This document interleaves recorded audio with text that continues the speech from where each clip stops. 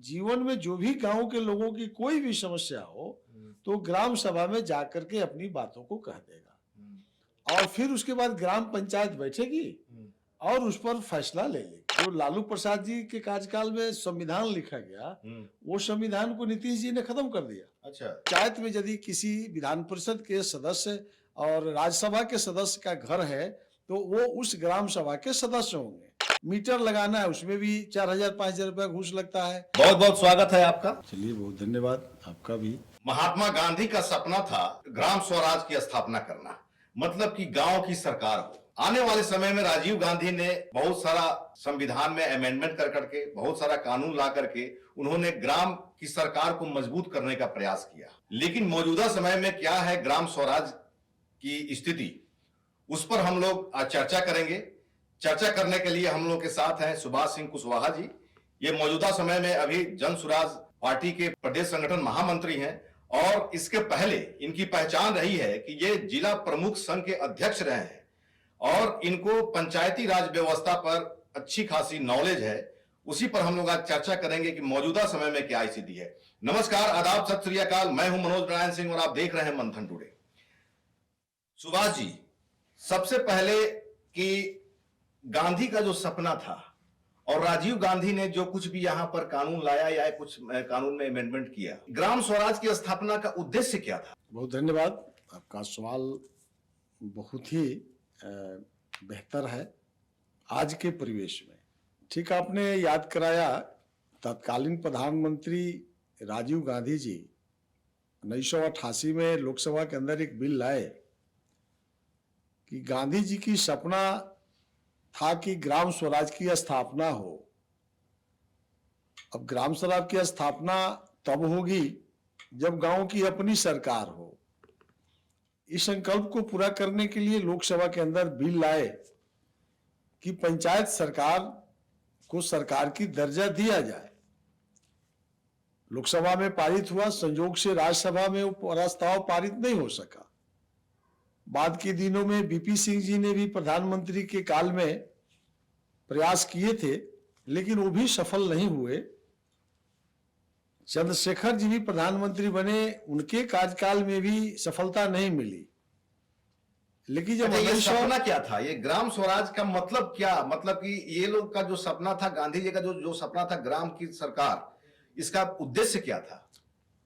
वही उद्देश्य की ही चर्चा कर रहे हैं। तो जब 93 में नरसिम्हा राव जी ने इस प्रस्ताव को राज्यसभा में भी पारित करा लिया तो जो इसका उद्देश्य सामने छन कर आया कि ग्राम स्वराज की स्थापना तब होगी जब गांव की अपनी सरकार होगी। तो 93 में पंचायत सरकार का रूप ले लिया। तो अब रूप ले लिया तो अब सभी राज्य अपने अपने स्तर से इसका संविधान बनाया। तो 1993 एक्ट बना बिहार में, लेकिन आदरणीय लालू प्रसाद यादव जी मुख्यमंत्री थे, ये काफी विलंब कर गए।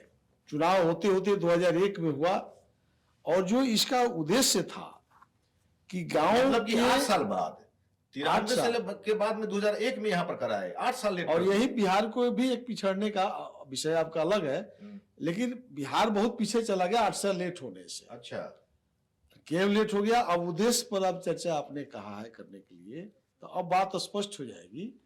उद्देश्य यह था कि ग्रामीण व्यवस्था से करीब 29-30 डिपार्टमेंट जुड़ी हुई है सरकार का, जो ग्रामीण परिवेश से, जो कुछ ऐसी डिपार्टमेंट है जो शहर से मतलब है।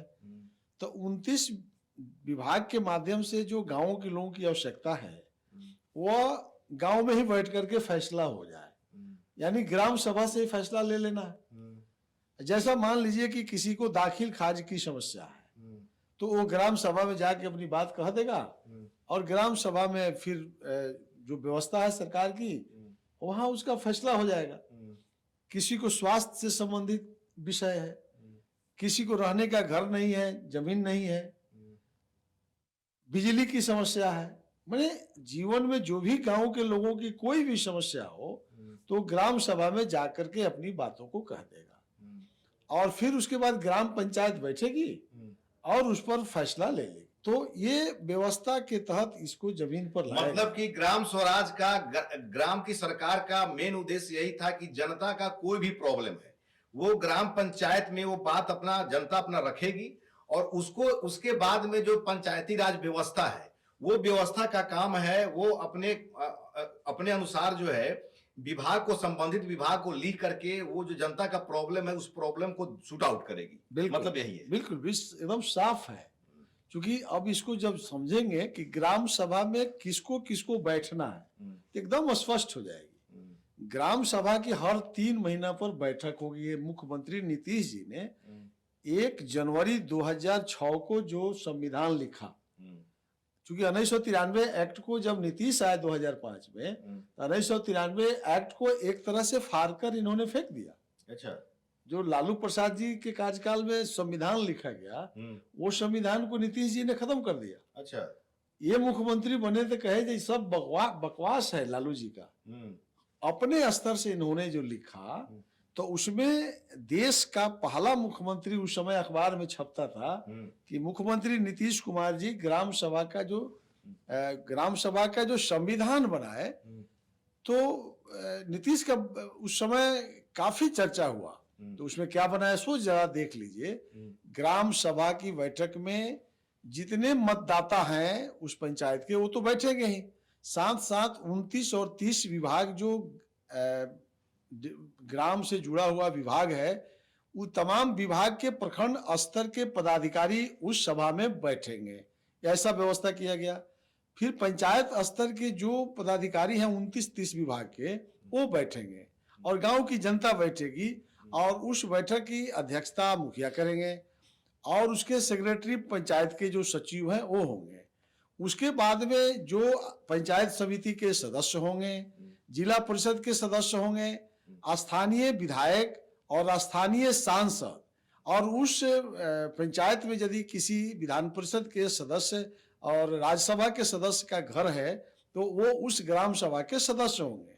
तो अनिवार्य किया गया कि सांसद, विधायक, जिला परिषद, पंचायत समिति, सभी जनप्रतिनिधि और गांव के लोग बैठे और सभी डिपार्टमेंट के प्रखंड स्तर के पदाधिकारी बैठेंगे। तो ये ऐसा जो नियमावली बना संविधान के आलोक में, उस नियमावली के तहत व्यवस्था किया गया ताकि गांव के लोगों को कोई समस्या आ जाए ग्राम सभा में।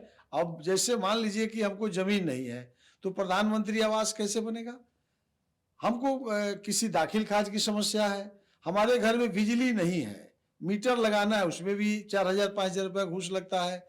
आप इसी तरह से आप शिक्षा विभाग में अगर किसी बच्चों, तो इसका मतलब ये है सुभाष जी कि करप्शन का सारा जड़ है पंचायती राज व्यवस्था का फेल हो जाना। बिल्कुल सीधा है ना। जब ग्राम सभा में सांसद, विधायक और सभी डिपार्टमेंट बैठता तो गांव के लोग निश्चित आते, और यही कारण हुआ कि ग्राम सभा में ये सब लोग नहीं जा रहे हैं तो लोगों की उपस्थिति नहीं हो रही।